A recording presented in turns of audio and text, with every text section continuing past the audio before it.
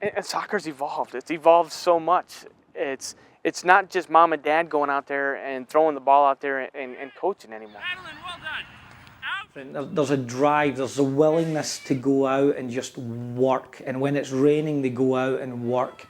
And when the computer game's sitting there, they look at the soccer ball instead of the joystick. And that's what they do. They just love it, they breathe it. My name's Michaela Leary, and I just finished playing for West Sound FC, and I'm going to play for St. Martin's University. I just want to play and enjoy my last 4 years because I want to be a civil engineer and then end up coaching. That's what I want to do. Soccer's definitely impacted who I've become because it's definitely forced me to prioritize and manage my time with like school and friends and soccer.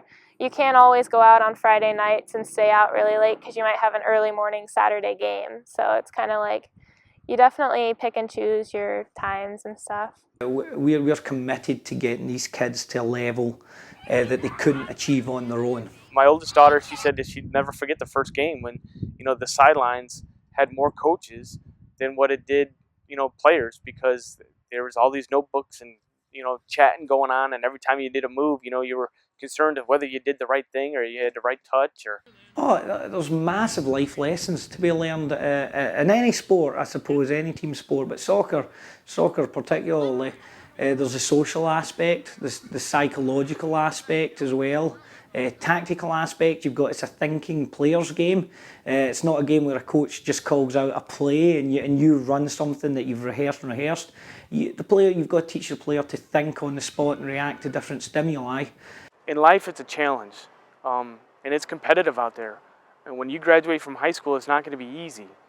You're going to be competing at your job. You're going to be competing in society, and so I think it's crucial that they learn that they have to compete and try their hardest at all times and try to achieve more constantly.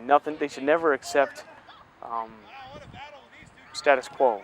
They should always want to push themselves even harder. I think I'd rather eat ramen noodles for 2 weeks and let my kids play at the highest level of whatever sport they wanted to.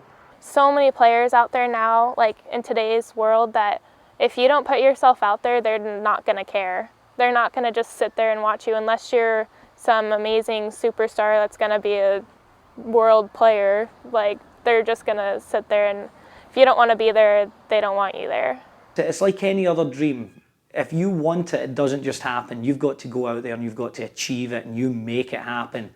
And usually you find the kids that excel are the kids that will go that extra mile, that will do whatever it takes to achieve what they want to achieve. As I say, I think it's the best game in the world, and I think it gives these kids a lot of avenues down the road of different choices.